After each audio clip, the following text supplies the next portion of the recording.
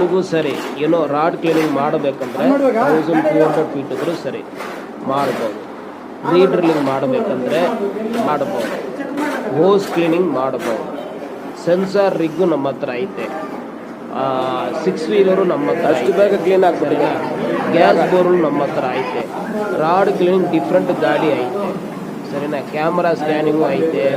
Stuck motor removing process ಐತೆ. Borewell recharge ಮಾಡೋದು ಐತೆ. ಸ್ಕ್ಯಾನಿಂಗ್ ಮಾಡೋದೈತೆ. ಏನೋ ಪ್ರತಿಯೊಂದು ಏನಿದ್ರು ಸರಿ ಬೋರ್ವೆಲ್ನಲ್ಲಿ A to Z ಕೆಲಸ ಮಾಡಿಕೊಡ್ತೀವಿ. ಸರಿ ಬಟ್ ನಮ್ಮ ಆಫೀಸ್ ನೋಡಿ ಪೈಪ್ ಡೀಟೇಲ್ಸ್ ತೋರಿಸ್ತಾ ಇದೆ, ಯಾವ ಪೈಪ್ ನಾವು ಎರೆಕ್ಷನ್ ಮಾಡಿದೀವಿ ಅಂತ. ಅದನ್ನು ಬಿಟ್ಟಿಲ್ಲ ಸರಿನಾ. ನಾರ್ಮಲ್ ಆಗಿ ನಮ್ದು ಬಂದು IAC ಪೈಪೇ ಬರುತ್ತೆ ಸರಿನಾ. ಇದು ಹೊಸ ಟೀಮು ಗಾಡಿ ಮೂಲಕ ನಾವು ಎರೆಕ್ಷನ್ ಮಾಡಿದ್ದೀವಿ. ಬಟ್ ಹೊಸಬರು ಬರ್ತಾರಂದ್ರೆ ಅವ್ರು ನನ್ನ ಹತ್ರ